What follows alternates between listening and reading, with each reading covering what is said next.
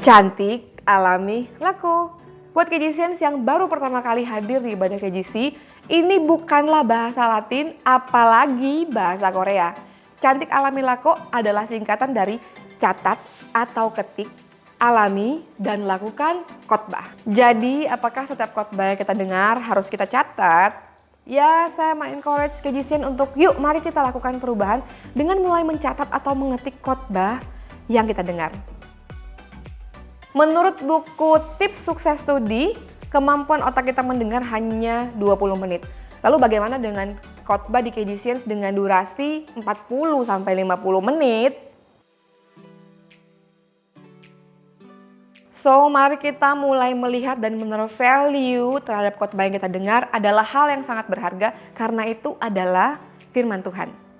Kalau kita mendapatkan hal yang sangat berharga, tentu ingin kita bawa pulang di rumah, kita simpan, kita jaga, karena kita tidak mau kehilangan sesuatu yang sangat berharga itu. Dari mencatat khotbah, kita bisa mengalami kasih Tuhan, dan Roh Kudus akan bekerja di dalam kita untuk kita terus melakukan kebenaran. Saya berdoa KJCian supaya setiap firman yang kita dengar bisa bertumbuh di tanah hati yang subur, sehingga bisa berbuah 100 kali lipat, 60 kali lipat, dan 30 kali lipat. From our hearts to yours, we love you KJCians! Hai KJCians, Shalom, apa kabarnya semua? Saya percaya kedamaian yang di luar akal manusia itu ada di dalam kita hari-hari ini. Dan saya percaya untuk menghadapi kondisi seperti ini, hikmat itu turun saudara, dan hikmat itu telah ada dan tinggal dalam hati saudara, yaitu Yesus Kristus sendiri. Bagi saudara yang baru pertama kali join, bergabung dalam tayangan ibadah ini, dan bertanya apa itu KJC? KJC adalah Kingdom Generation Community. Community yang melayani anak-anak muda, profesional muda, dan keluarga muda di Gereja GBI Rock Surabaya. Kami adalah community yang haus akan kebenaran, firman Tuhan, karena itu kami punya MC. Apa itu MC? Messianic Community. Kelompok-kelompok kecil di mana kita boleh bertumbuh dan kita boleh saling membangun kehidupan saudara. Dan kami online setiap hari Rabu. Bagi saudara yang ingin bergabung dan belum join dengan MC, boleh leave DM di Instagram kami @KJC Surabaya. Kami akan membantu dan mengarahkan saudara. Kalau di awal tayangan ibadah online ini, saudara melihat ada video From Our Heart to Yours yang dibawakan oleh home pastor kita Nancy Piri, berbicara tentang cantik, alami, laku. Catat, ketik, alami, dan lakukan khotbah. Jadi walaupun kita online service saudara, dimanapun Anda berada, ayo kita catat, ketik, dan kita mau mengalami apa yang disampaikan oleh preacher kita hari ini. Dan today's preacher kita akan dilayani oleh home pastor kita sendiri, yaitu Pastor Hizkia Setiawan. So, saudara siap untuk beribadah hari ini? Mari kita berdoa. Bapa di surga, kami bersyukur punya Allah seperti Engkau, Allah yang hidup, Allah yang menyatakan dirinya kepada kami secara personal. Engkau menyatakan kasih-Mu, Engkau menyatakan kesetiaan-Mu dalam hidup kami. Kami nyatakan Engkau segalanya Tuhan bagi kami. Hari ini, di tengah kondisi yang seperti ini, kami memutuskan kami datang kepadamu. Satu-satunya pengharapan kami yang hidup, Allah kami yang hidup. Kami mau bawa pujian penyembahan kami kepadamu Tuhan. Kami mau duduk diam mendengarkan perkataan-Mu. Biarlah firman-Mu itu yang menjadi kesukaan bagi kami Tuhan. Terima kasih. Kami mau memulai ini semua hanya di dalam satu nama, yaitu Tuhan Yesus Kristus yang kami sembah. Di dalam nama Yesus kami berdoa. Amin. KJCian, kita buka ayat firman Tuhan di Ratapan 3 ayat 22-25. Begini bunyi firman Tuhan. Tak berkesudahan kasih setia Tuhan, tak habis-habisnya rahmat-Nya, selalu baru tiap pagi, besar kesetiaan-Mu. Tuhan adalah bagianku, kata jiwaku. Oleh sebab itu aku berharap kepadanya. Tuhan adalah baik bagi orang yang berharap kepadanya, bagi jiwa yang mencari Dia. Kami percaya janji Tuhan, ya dan amin. His promise still stands. And His God is faithful God. Thank you Lord Jesus. Let's worship Him together.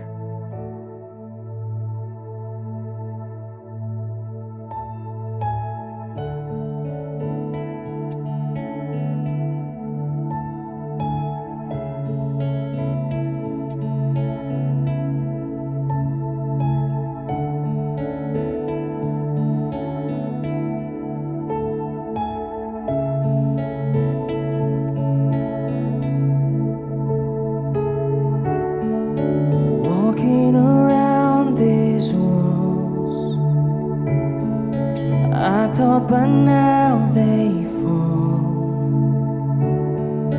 but you have never failed me yet.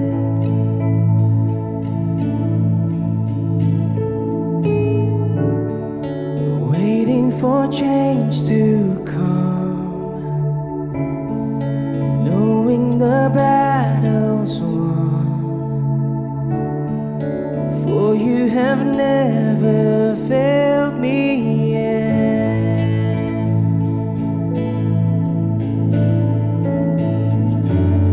Your promise still stands, great is your faithfulness, your faithfulness. I'm still in your hands, this is my confidence, you never failed me yet.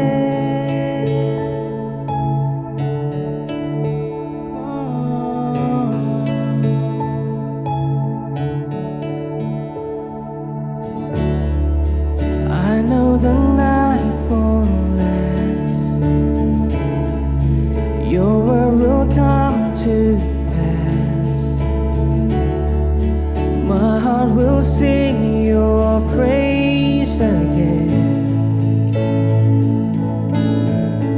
Oh, Jesus, you're still enough. Keep me within your love. Oh, my heart will sing your praise again. Let's declare it. Your promise still stands, great is your faithfulness, your faithfulness. I'm still in your hands, this is my confidence, you never fail. Your promise still stands, great is your faithfulness, your faithfulness. I'm still in your hands, this is my confidence, you never failed me yet. You never ever failed me yet. I've seen you move the mountains, and I believe I see you do it again. You made a way where there was no way, and I believe I see you do it again. I've seen you move the mountains, and I believe I see you do it again. You made a way where there was no way, and I believe I see you do it again. I see you do it again. Whoa, whoa, whoa.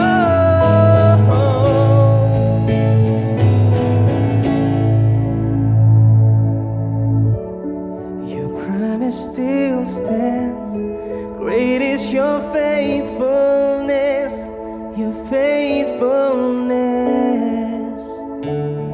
I'm still in your hands, this is my confidence, you never fail. Your promise still stands, great is your faithfulness, your faithfulness. I'm still in your hands, this is my confidence, you never fail me yet. Oh.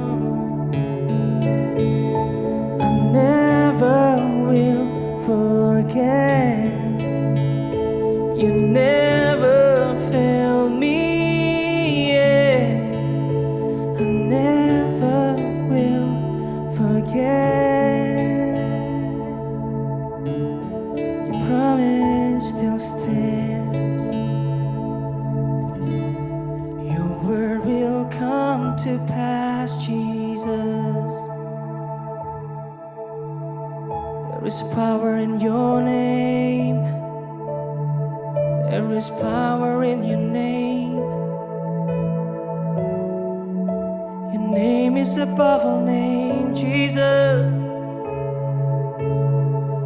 Namamu di atas segala nama.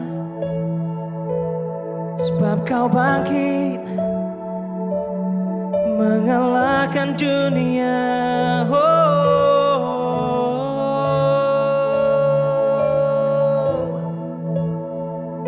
There's a power in your name, Jesus. There's a power in your name, Jesus. Oh, your name is powerful. Your name is beautiful. Your name is wonderful, Jesus. Hallelujah.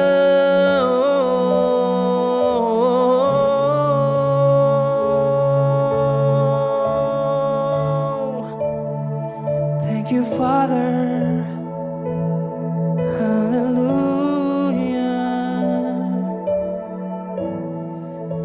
Death could not hold you. The veil tore before you. You silenced the boast of sin and grave. Your heavens are roaring the praise of your glory. For you were raised to life again. You have no rival. You have no equal. Now and forever, God, you reign. Yours is the kingdom. Yours is the glory. Yours is the name above all name. What a beautiful name it is. What a beautiful name it is. The name of Jesus Christ, my King. What a beautiful name it is. Nothing compares to this. What a beautiful name it is. The name of Jesus. What a beautiful name it is. What a beautiful name it is. The name of Jesus Christ, my King. What a beautiful name it is. Nothing compares to this. What a beautiful name it is. The name of Jesus. You have no rival. You have no equal. Now and forever, God, you reign. Yours is the kingdom. Yours is the glory. Yours is the name above all names. What a powerful name it is. What a powerful name it is. The name of Jesus Christ, my King. What a powerful name it is. Nothing compares to this. What a powerful name it is. The name of Jesus. What a powerful name it is. What a powerful name it is.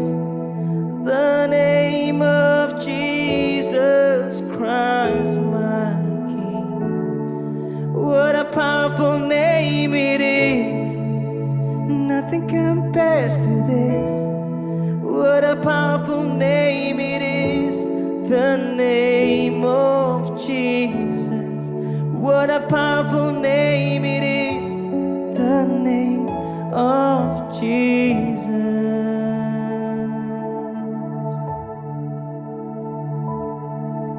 Your powerful name. Hallelujah.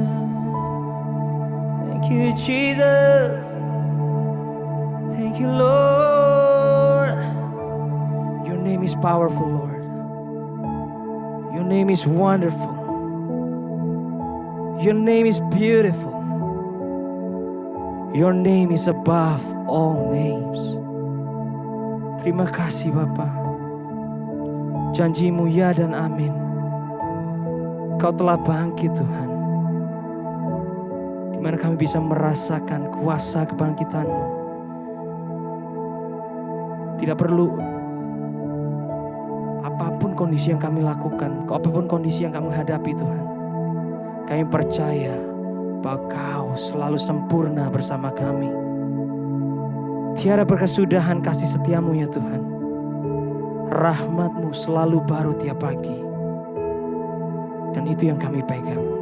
Kebenaran firman-Mu yang selalu menghidupi kami. Thank you Lord Jesus, thank you Lord Jesus. Dan biarlah firman yang ditabur, biarlah benih firman yang ditabur Tuhan hari ini, itu bisa bertumbuh subur di dalam hidup kami. Sehingga kami menjadi pelaku-pelaku firman-Mu. Thank you Lord Jesus, thank you Lord Jesus. In your mighty name, in your powerful name, we pray. Jesus Christ. Amen. Shalom Kegisians. Gak kerasa kita udah 8 minggu men.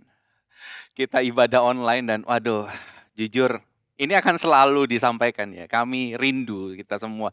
Buat yang kangen juga untuk ibadah sama-sama face to face. Ibadah di tempat ini. Di Royal jam 4 sore gitu. Angkat tangannya, sama-sama angkat tangannya. Semuanya yang ada di rumah angkat tangannya, tetap angkat tangannya. Dan kita sama-sama nyanyikan di 1, 2, 3. Oh, oh, aku rindu. Kami rindu banget. So, kita mulai dari bulan April. Dari bulan April kita sama-sama belajar tentang surat Yakobus. Ya kan, diawali dari Pastor Nancy yang khotbah tentang bahwa setiap tantangan, setiap pencobaan dalam kehidupan kita itu harusnya kita terima dengan bahagia. Karena apa? Karena setiap tantangan itu bisa membuat kita semakin berbuah di dalam Kristus. Dan dilanjutkan oleh salah satu home preacher kita yang keren abis, yaitu Saudara Peter Teko Alu, yang menyampaikan bahwa kita bukan hanya sekedar membaca firman Tuhan, tetapi kita harus menjadi pelaku firman. Ya.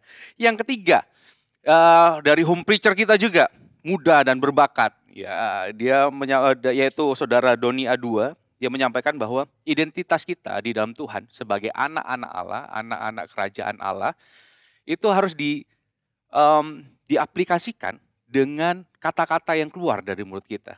Identitas kita itu menentukan kata-kata yang keluar dari mulut kita. Jadi kalau kita sudah tahu identitas kita adalah anak Allah, harusnya yang keluar dalam kehidupan kita itu adalah kata-kata yang membangun. Apakah itu kata-kata yang membangun? Adalah firman Tuhan yang memberikan kehidupan yang membangun setiap orang. Dan yang terakhir, minggu lalu, Pastor Maria Lipesik, home pastor kita tercinta, juga menyampaikan tentang hikmat yang dari atas, wisdom from above. Dia, Pastor Ria menyatakan gini, ingat gak? Dia menekankan bahwa hikmat itu tidak ada hubungannya, bukan cuma sekedar ide, atau juga tidak ada hubungannya dengan menambahkan skill dalam kehidupan kita. Hikmat dari atas itu adalah pribadi Yesus sendiri, di mana kita harus menerimanya, dan kita harus hidup sesuai dengan arahan Roh Kudus. Sehingga kita bisa berbuah, dan kita semakin sempurna seperti Kristus. So, hari ini kita akan masuk di Yakobus pasal yang keempat. Sebelum-sebelumnya kita sudah dengar dari pastor-pastor dan dari preacher yang sudah berkhotbah di tempat ini. Sering sekali disampaikan bahwa tujuan dari surat Yakobus ini itu adalah untuk memberikan encouragement. Yakobus memberikan encouragement, memberikan semangat, memberikan kekuatan buat setiap orang yang percaya, setiap orang Yahudi yang Kristen yang sudah percaya kepada Yesus. Karena mereka sedang dalam tekanan, karena mereka sedang dalam gencetan dari pemerintah Romawi dan juga dari orang-orang Yahudi yang lain yang tidak percaya pada Kristus. Jadi Yakobus menuliskan surat ini. Nah, tujuan surat ini yang lain adalah seperti ini, saudara. Surat Yakobus ini bertujuan untuk memperbaiki berbagai pengertian yang salah mengenai sifat iman yang menyelamatkan. Jadi, selain ada encouragement, di dalam surat ini juga ada arahan dari Yakobus. Yakobus adalah pemimpin gereja pada waktu itu ya. Nah, hari ini kita akan sama-sama belajar di Yakobus 4. So, kita langsung aja ke Yakobus 4 ayat 1 sampai 6. Yakobus 4 ayat 1 sampai 6. Saya mengencourage saudara kalau di rumah tetap baca firman. Ya kan? Sama-sama, walaupun yang khotbah yang bacain, tapi saudara juga buka dan baca firman. Anyway, kita penampilan baru ya. Kemarin ada beberapa dekor-dekor yang luar biasa.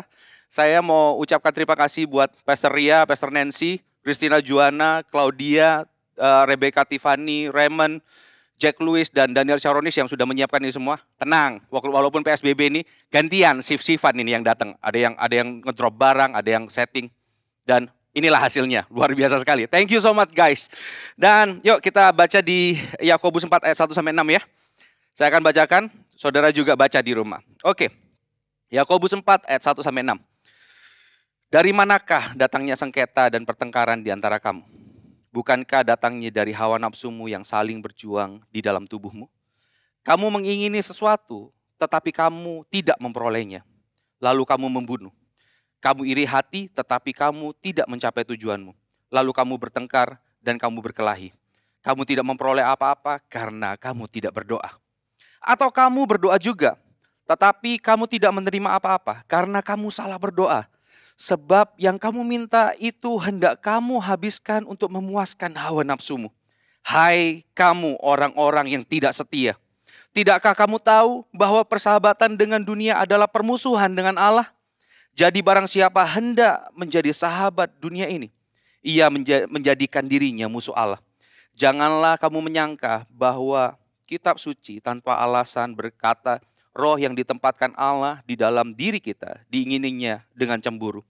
Tetapi kasih karunia yang dianugerahkannya kepada kita lebih besar daripada itu. Karena itu ia katakan, Allah menentang orang yang congkak, tetapi mengasihani orang yang rendah hati.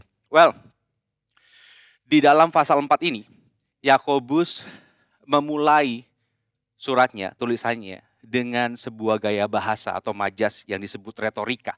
Apa itu retorika? Retorika itu adalah sebuah pertanyaan yang tidak membutuhkan jawaban. Terus ngapain tanya, ya kan? Tapi itu karena apa? Tujuan retorika ini adalah untuk menegaskan satu poin tertentu, satu poin yang sangat kuat. Nah, itu tujuan retorika. Menekankan di sana. Nah, yang ditekankan di Paulus di sini itu adalah yang dia pakai di retorika itu adalah di ayat 1 dan berlanjut ke ayat yang kedua. Nah, kalau kita ingin belajar lebih dalam, kita ingin mendapatkan hal yang lebih dalam lagi di Yakobus 4 ayat 1 sampai 2 ini, kita harus melihat di Yakobus 3 ayat 16 sampai 18 karena ini berkaitan, Saudara. Kan saya bacakan. Sebelumnya saya bacakan ayat yang pertama lagi. Dari manakah datangnya sengketa dan pertengkaran di antara kamu? Bukankah datangnya dari hawa nafsumu yang saling berjuang di dalam tubuhmu? Nah, ini berkaitan erat sekali dengan Yakobus 3 ayat 16. Karena Yakobus 3 ayat 16 ngomong seperti ini. Sebab di mana ada iri hati dan mementingkan diri sendiri, di situ ada kekacauan dan segala macam perbuatan jahat. Ini dibahas lagi sama Yakobus, dibahas lagi. Karena setelah di pasal 3 ayat 17 sampai 18 itu dikatakan tentang hikmat dari atas, tentang berbuah di dalam Kristus dan segala macam. Nah, isu tentang ini, pesan tentang hawa nafsu, tentang kejahatan, tentang iri hati yang ada dalam hati manusia itu dibahas lagi di awal pasal 4 ini. Jadi Yakobus sedang menekankan bahwa ini penting banget. Nah, setelah itu di pasal 4 ayat yang kedua, kan ngomong seperti ini. Kamu mengingini sesuatu. Apa yang diingini? Apa yang diingini yang dimaksud oleh Yakobus di sini? Apa yang diingini? Yang diingini adalah di ayat 17 dan 18 di pasal 3. Kan ngomong seperti ini. Tetapi hikmat dari atas adalah pertama-tama murni, selanjutnya pendamai, peramah, penurut, penuh belas kasihan, dan buah-buah yang baik, tidak memihak, dan tidak munafik, dan buah yang terdiri dari kebenaran ditaburkan dalam damai untuk mereka yang mengadakan damai. Nah, yang dimaksud gini, kamu mengingini sesuatu, yang diingini adalah hikmat dari atas, berbuah di dalam Kristus. Itu yang diingini. Tetapi gini, di pasal 2, Yakobus 4 ayat 2 ini, itu menceritakan, menjelaskan tentang apa yang dilakukan oleh setiap manusia, oleh setiap orang percaya dengan kekuatannya sendiri.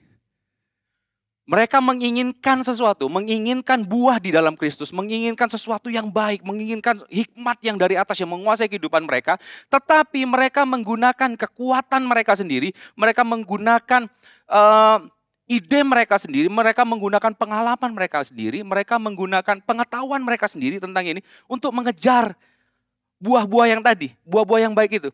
Nah, berapa banyak dari kita? Coba kita sama-sama renungkan sebelum kita masuk lebih dalam. Berapa banyak dari kita? Kita tiap awal tahun kita buat resolusi. Resolusi ya, bagus ya. Kita mau apa? Mau turunin berat badan, mau baca berapa buku, mau belajar apa lagi dan segala macam. Kita punya resolusi kan. Baik, itu baik.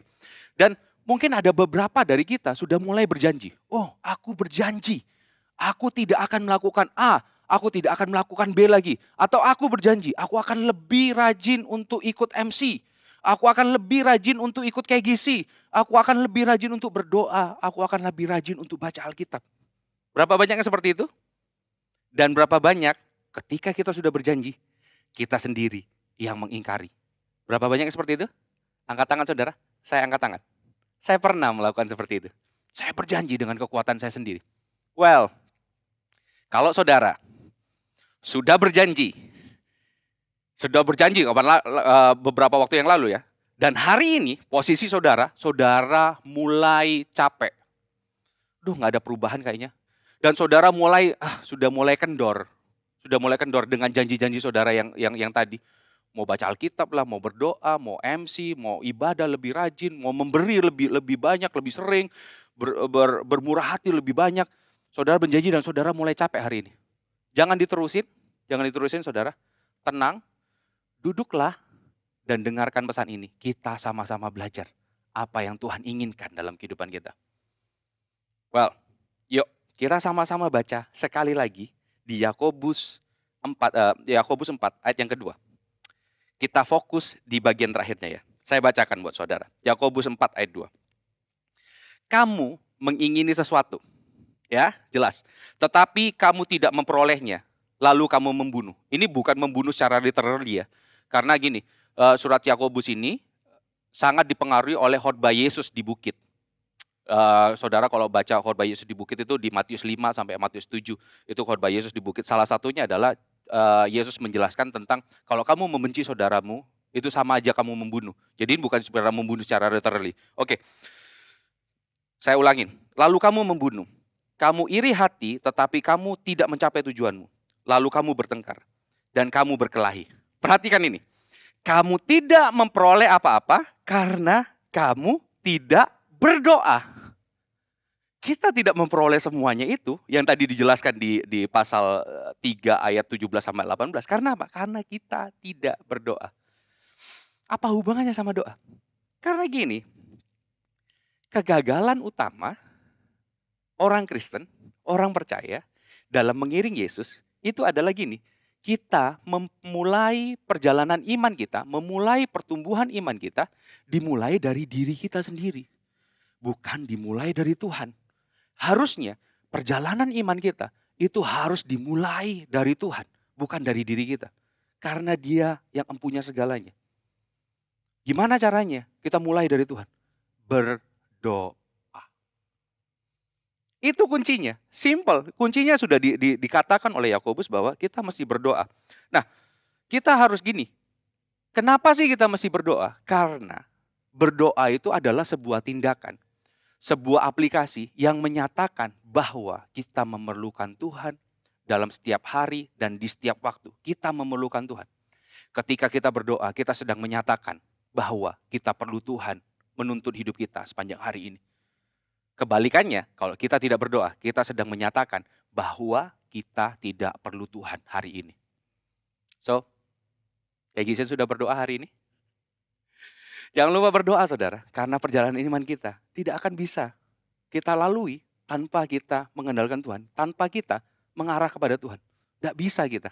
Kita tidak bisa sendiri. Kita harus menyadarinya bahwa kita tidak bisa. Kita perlu Tuhan untuk itu. Makanya kita perlu berdoa.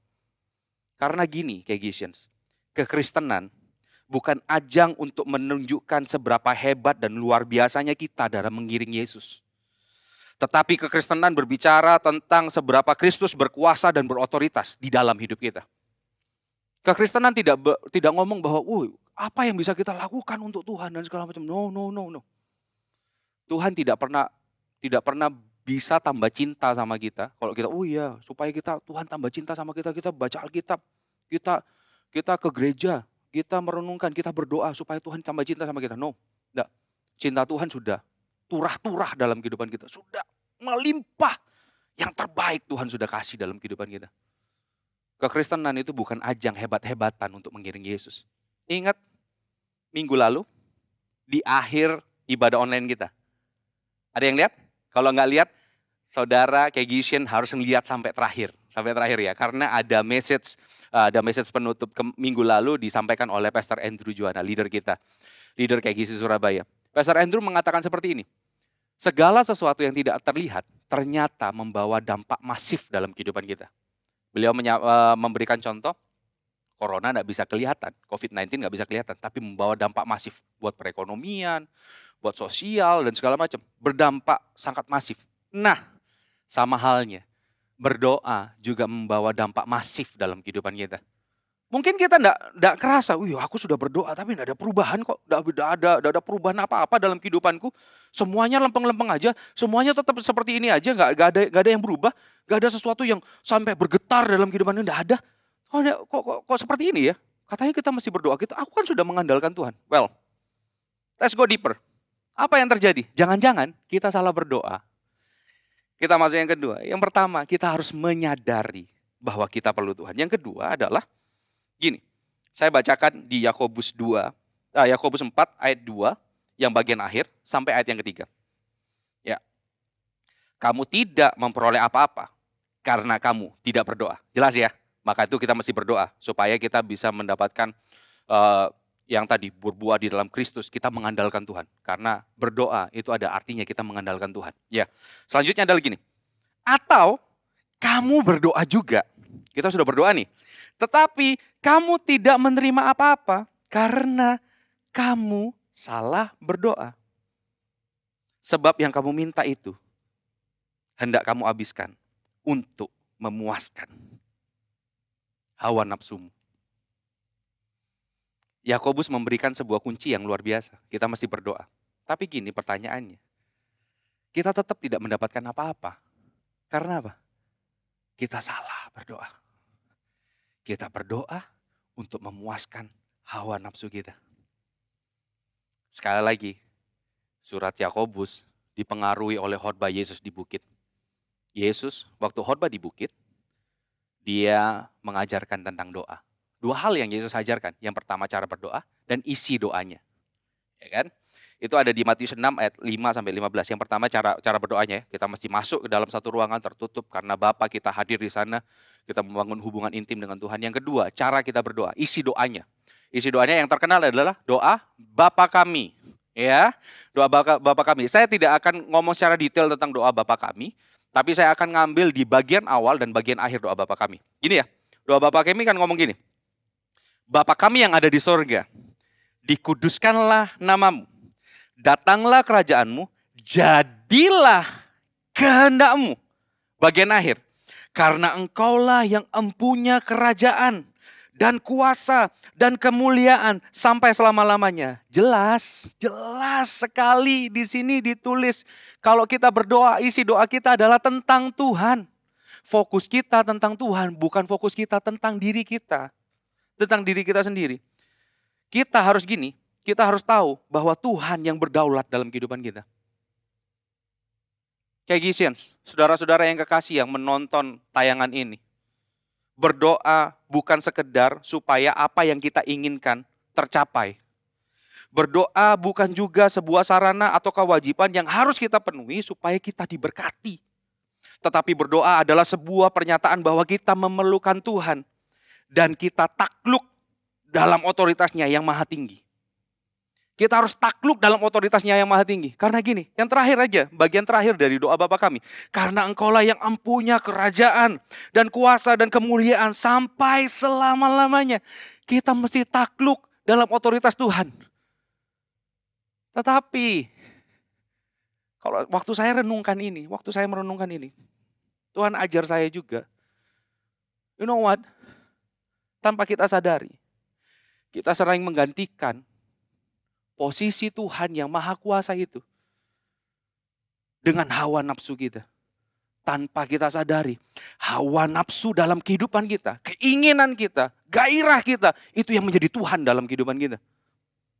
Tanpa kita sadari, kita datang kepada Tuhan untuk menjadi penuntut, bukan penurut. Kita datang pada Tuhan bukan dengan rasa takut dan gentar. Kita datang sama Tuhan seperti seorang customer yang sedang komplain kepada sebuah perusahaan. Ini kenapa seperti ini? Why?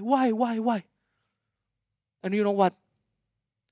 We come to the Lord because He is useful, not because He is beautiful. Kita datang sama Tuhan karena kita tahu Tuhan bisa memenuhi setiap kebutuhan kita. Karena Tuhan useful buat kita. Bukan karena Tuhan beautiful buat kita. Bukan karena Tuhan indah buat kita. Come on. Kita pakai semuanya untuk hawa nafsu kita. Kita pakai semuanya untuk memenuhi hasrat kita sendiri. Sore hari ini, Kegisians, saya tahu. Dalam kehidupan manusia, hawa nafsu tidak bisa serta-merta hilang begitu saja. Tidak bisa. Keinginan daging kita selalu ada. Semenjak manusia jatuh di dalam dosa, manusia selalu fokus kepada aku, dan aku. Manusia selalu fokus pada kenyamanan dan keamanan dirinya sendiri. Kalau mulai ada tekanan, kalau mulai ada teguran, kalau mulai ada tuduhan, apa yang dilakukan? Dua hal yang dilakukan, menutupi kelemahan atau menyalahkan orang lain. Kita mulai ancang-ancang nih, kita mulai menyalahkan keadaan. Ya, keadaan kayak gini sih. Ya, keadaan keluargaku seperti ini sih. Ya, dia dong harusnya bisa ngerti aku. Ya, dia dong harus seperti ini. Dan ujung-ujungnya kita mulai siap-siap untuk menyalahkan Tuhan. Tuhan, why? Kenapa aku harus seperti ini? Kenapa aku harus menghadapi hal-hal yang seperti ini? Kita mulai seperti itu. Saya jadi teringat sebuah peribahasa yang mengatakan gini. Buruk muka cermin dibelah. Kita yang salah, orang lain yang disalahin. Kalau yang lebih kekinian ya, saya buat lebih yang kekinian. Buruk muka, filter bertindak. Banyak juga ada yang beberapa yang berkata gini, cantik itu relatif, tapi Photoshop itu alternatif. Kita berusaha untuk nutupin. Apa ya yang membuat apa? Yang membuat kita bangga, kita bermegah diri sama diri kita. Hey, minggu lalu Pastor Ria juga menyampaikan satu quote yang luar biasa dari John Calvin. Bahwa dalam hati manusia, itu adalah sebuah pabrik berhala yang sangat produktif. Salah satunya kita secara tidak langsung kita memberhalakan diri kita sendiri. Kita ingin semuanya, fokusnya aku, dan aku. Dan tidak jarang kita menempatkan Tuhan sebagai jin dalam botol. Yang kita bisa gosok dan meminta Tuhan untuk memenuhi kebutuhan kita. Come on. Kegisians, hari ini seharusnya ketika kita tahu hawa nafsu itu selalu ada dalam kehidupan kita. Ini akan membuat kita semakin menyadari bahwa kita tidak mampu tanpa Tuhan. Karena apa? Ketika hawa nafsu ada dalam kehidupan kita, yang kita keluarkan pasti sesuatu yang buruk. Pasti sesuatu yang merugikan orang. Permasalahan utama itu bukan pada orang lain. Permasalahan utama itu pada diri kita. Karena apa? Hawa nafsu itu ada dalam kehidupan kita. Coba bayangin. Kita sama-sama renungkan. Saya pun merenungkan hal ini. Jangan-jangan keadaan yang seperti ini, keadaan yang carut-marut seperti ini, itu bukan salah orang lain, tapi salah kita. Coba kita lebih sabar sedikit. Coba kita lebih rendah hati untuk minta maaf, untuk minta ampun. Coba kita lebih tenang sedikit dalam mengambil keputusan. Semuanya, salahnya ada di kita sebenarnya. Karena apa? Hawa nafsu itu bergejolak dalam hidup kita. Hari ini, harusnya kita semakin menyadari bahwa kita perlu Tuhan. Tanpa Tuhan kita tidak bisa. Dan kita harus takluk di dalam otoritas Tuhan. Kita harus takluk dalam otoritas Tuhan. Kita harus tahu bahwa Tuhanlah yang empunya segalanya. Well, jangan pernah gini, Kegisians dan saudara-saudara. Saudara-saudara pernah dengar, pasti pernah dengar satu istilah gini kan? Be a better me. Iya kan? Atau ngomong seperti ini, be yourself. No, don't be yourself. Be like Christ. Karena apa? Kalau be yourself, yang ada hanya hawa nafsu yang keluar. Benar nggak? Kalau be yourself, yang ada hawa nafsu. Me, I, and myself. So, don't be yourself. Be like Christ. Dengan apa? Dengan menyadari kita tidak mampu tanpa Tuhan. Dan kita takluk akan otoritas Tuhan. Poin terakhir dari saya. Yang terakhir ada gini. Di ayat yang Yakobus 4 ayat yang keempat. Saya bacakan. Hai kamu, orang-orang yang tidak setia. Tidakkah kamu tahu bahwa persahabatan dengan dunia adalah permusuhan dengan Allah? Jadi barang siapa hendak menjadi sahabat dunia ini, ia menjadikan dirinya musuh Allah. Well, satu kali istri saya waktu siang-siang itu kirim video sama saya. Video tentang anak saya, lucu sekali saudara. Jadi di video itu saya melihat anak saya sedang nikmatin snack. Oh suka sekali. Terus istri saya mencoba untuk mengganggu dia dengan cara kayak gini. Mami minta dong. Dia tidak ngereken istri saya, dibiarin aja, dicuekin aja, dia makan aja. Sampai akhirnya istri saya mengambil satu tindakan, itu ngambil snacknya, diambil snacknya. Anak saya berespon saudara, bereaksi. Dia merengek, enggak mau, enggak boleh gitu kan. Enggak bilang enggak boleh sih, cuma dari reaksinya dia bilang, wah jangan lakukan itu. Nah, akhirnya istri saya enggak jadi ngambil. Tapi yang luar biasa adalah selang beberapa saat, tiba-tiba anak saya ngambil snack dan dikasih ke istri saya. Saya kaget waktu ngeliat itu. Dikasih. Istri saya pun kaget. Diambil kan? Istri saya bilang, terima kasih Dion. Nama anak saya Dion nih panggilannya. Terima kasih Dion. Tapi gini, setelah istri saya ngambil dan bilang terima kasih, belum sempat dimakan, snack itu diambil lagi sama Dion dan dia makan. Waduh, saya ngeliat itu saya ketawa saudara, menggemaskan sekali. Anak saya ini menggemaskan sekali, menggemaskan kan ya. Sama kayak Tuhan kalau ngeliat kita, gemes banget. Kenapa? Kadang-kadang kita menyerahkan hidup kita, tapi separuh-separuh. Kita menyerahkan hidup kita, tapi diambil. Kita menyerahkan hidup kita, tapi dipageri. Untuk urusan ini Tuhan, gak usah ikut-ikut. Yakobus jelas menuliskan. Dia bilang gini kan, hai kamu orang-orang yang tidak setia, tidakkah kamu tahu bahwa persahabatan dengan dunia adalah permusuhan dengan Allah? Dia menarik garis dengan tegas sekali. Bahkan gini, di ESV ya, di terjemahan ESV, orang-orang yang tidak setia itu diterjemahkan gini, adulterers, orang-orang yang berzina, orang-orang yang nyeleweng, orang-orang yang selingkuh. Yakobus memakai kata yang begitu keras untuk hal ini. Gak ada Kristen abu-abu, gak ada Kristen yang jadi Kristen tomat, Minggu tobat, Senin kumat. Gak ada saudara, gak bisa. Semuanya kita mesti kasih sama Tuhan. Kalau kita tidak hidup untuk Tuhan, berarti kita hidup untuk dunia. Kalau kita hidup untuk dunia, artinya kita seteru Allah. Ini jelas sekali. Dan dia pakai apa? Kata yang apa? Orang-orang yang berzina. Percayalah, orang berzina itu hanya mementingkan diri sendiri saja. Orang berzina itu hanya ingin memuaskan hasratnya saja. Dan percayalah, zina, awalnya kita berteman dengan dunia, awalnya enak, awalnya nyaman, awalnya bebas. Tapi percayalah, itu membuat kita terikat pada waktu kita tidak menyadarinya. Itu membuat kita rusak pada waktu kita tidak menyadarinya. Itu persahabatan dengan dunia. Maka dari itu kita mesti menyadari bahwa kita ini perlu Tuhan. Takluk akan atas otoritas Tuhan. Dan kita berubah dari love word menjadi love God. Kita mengasihi Tuhan dengan sepenuh hati kita, dengan sepenuh jiwa kita, dengan sepenuh hidup kita. Kita harus mengasihi Tuhan dengan seperti itu. Kita perlu Tuhan. Saudara, kita harus menyadari, bukan malah menikmati dunia. Dunia hanya memberikan kekosongan, tetapi Kristus memberikan kepenuhan dalam kehidupan kita. Kita mesti menyadari, kita mesti takluk pada Tuhan, dan kita mesti love God. Saudara, saya akan simpulkan di Yakobus 4 ayat 5 sampai 6.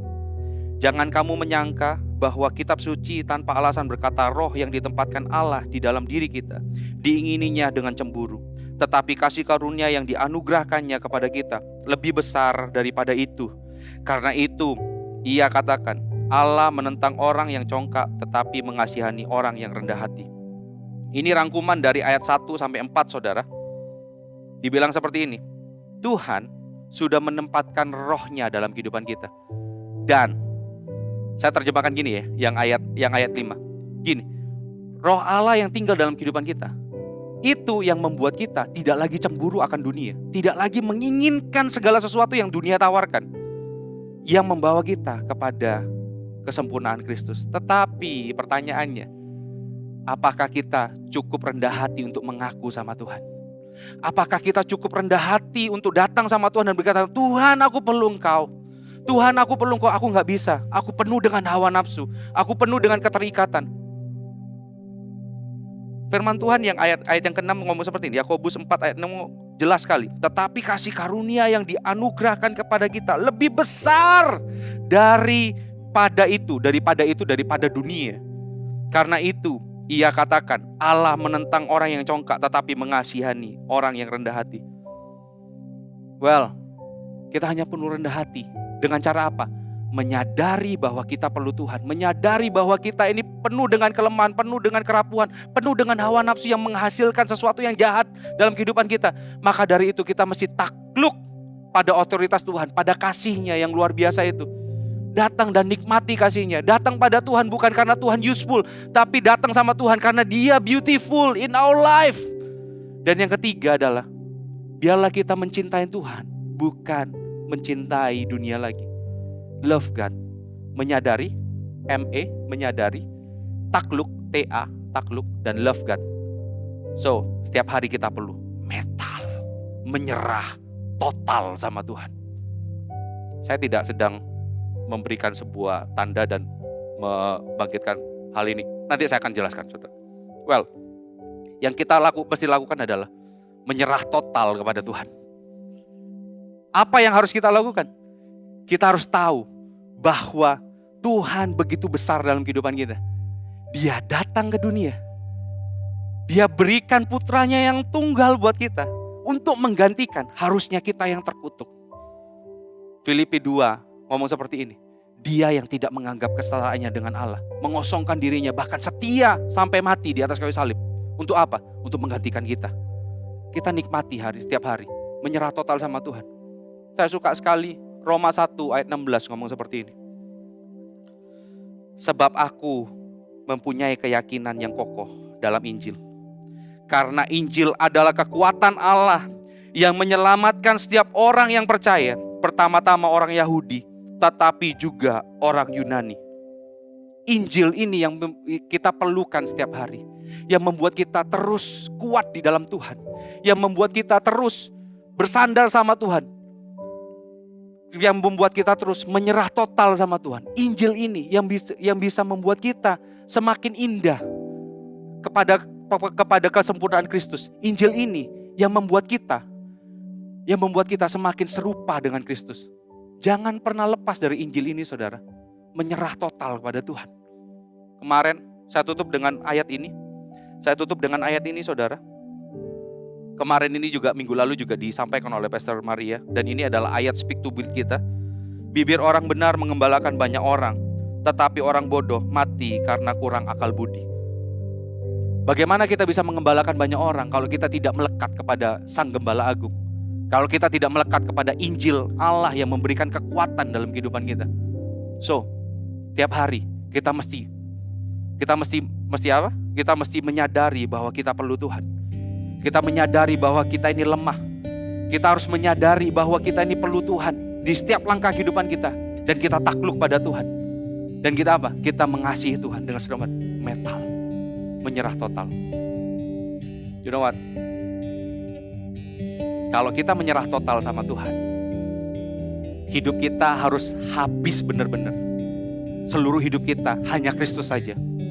Dari 3 jari ini, saya gambarkan jari kelingking ini adalah kita. Yang paling kecil. Dan ini harus mati, saudara. Harus mati. Sehingga ketika mati, yang ada hanya Jesus in our life. Bukan hidup kita lagi. Bukan tentang keinginan kita lagi.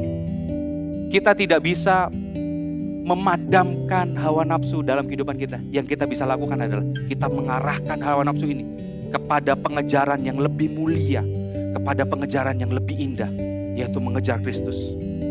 Bukan tentang kita lagi, tapi tentang Kristus dalam kehidupan kita. Mari naikkan pujian ini. Ini adalah sebuah pernyataan kita kepada Tuhan, bahwa hidup kita bukan kita lagi, tapi Kristus di dalam kehidupan kita. Thank you Lord Jesus.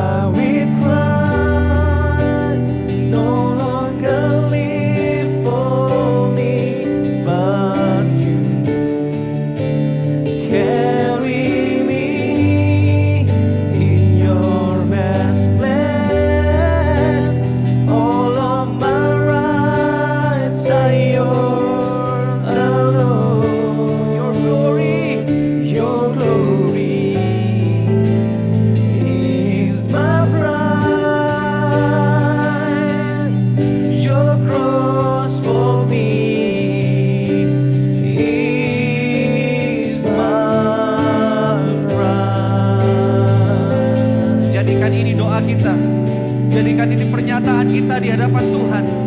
Hari ini kita bukan hidup untuk diri kita dan bukan untuk hidup untuk hawa nafsu kita, tapi untuk Kristus.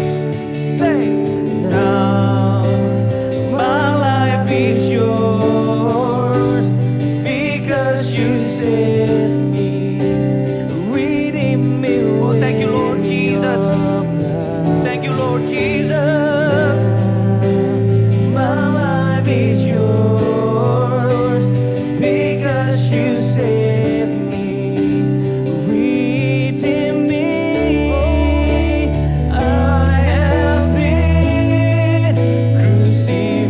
With Christ.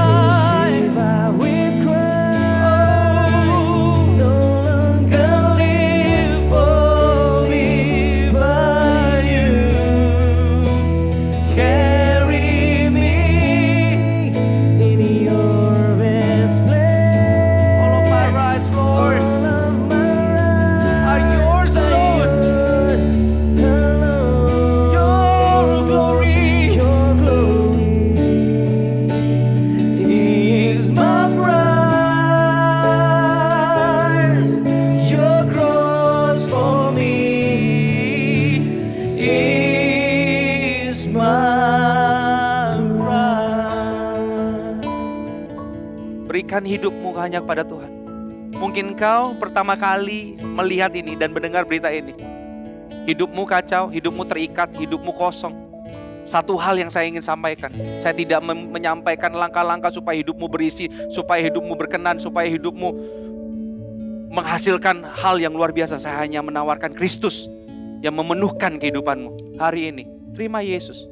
Hanya Yesus saja yang memberikan nyawanya ganti kita, memenuhkan setiap kehidupan kita. Hari ini kita akan sama-sama menikmati, memperingati pengorbanan Kristus di atas kayu salib. Saudara bisa siapkan roti dan anggur, roti biasa dan minuman apapun saudara bisa siapkan. Tapi hari ini kita sama-sama satu hati dan kita percaya kita tidak pernah dibatasi oleh ruang dan waktu. Hari ini Tuhan hadir di tempat ini. Tuhan pun hadir di tengah-tengah saudara. Mari sama-sama angkat roti di tangan kanan kita. Sebelum Yesus diserahkan, dia mengambil roti dan memecah-mecahkan. Dan dia berkata, inilah tubuhku yang sudah dipecah-pecahkan oleh karena kamu. Dia rela tubuhnya dipecah-pecahkan. Dia rela tubuhnya dicabik supaya kita menjadi satu dengan Bapa. Bukankah roti yang di atasnya kita ucapkan syukur ini adalah persekutuan kita dengan tubuh Kristus? Yang percaya sama-sama kita makan dalam nama Tuhan Yesus.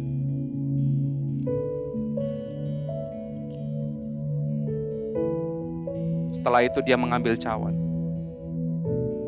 Dia berkata, dia mengucap syukur dan dia berkata, inilah darahku yang telah dicurahkan untuk kamu. Inilah darah perjanjian yang baru. Karena darahnya kita dilayakkan menjadi anak, putra dan putri kerajaan sorga. Hari ini kita peringati pengorbanannya.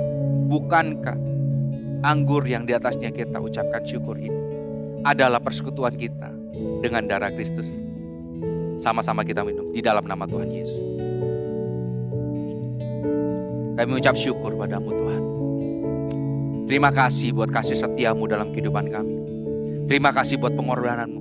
Terima kasih kau layakkan kami. Kami hari ini menyatakan, kami menyadari bahwa kami perlu Engkau.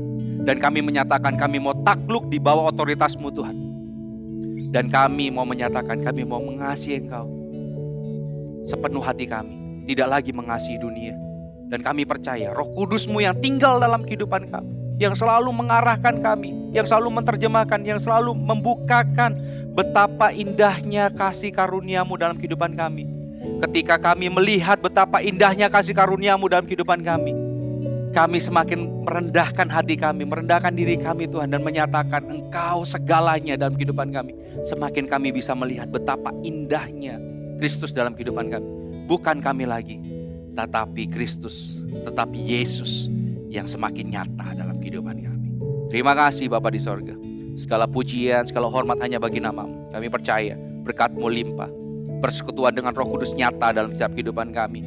Pengorbanan-Mu yang nyata dalam setiap kehidupan kami. Kami bawa kemanapun kami pergi Tuhan. Dan menyatakan bahwa Yesus adalah Tuhan. Dan setiap orang akan memegang jubah kami dan berkata, aku akan menyembah kepada Allah yang Engkau sembah. Kami terima berkat ini dalam nama Bapa, Putra dan Roh Kudus. Di dalam nama Tuhan Yesus Kristus. Haleluya. Amin. God bless you Kegisians.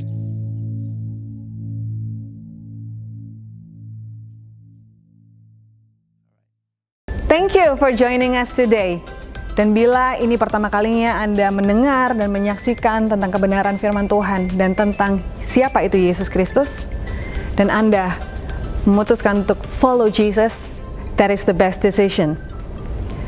Dan bila saudara merasa terberkati dengan tayangan ibadah ini, saudara boleh bagikan link ini kepada teman-teman dan keluarga saudara.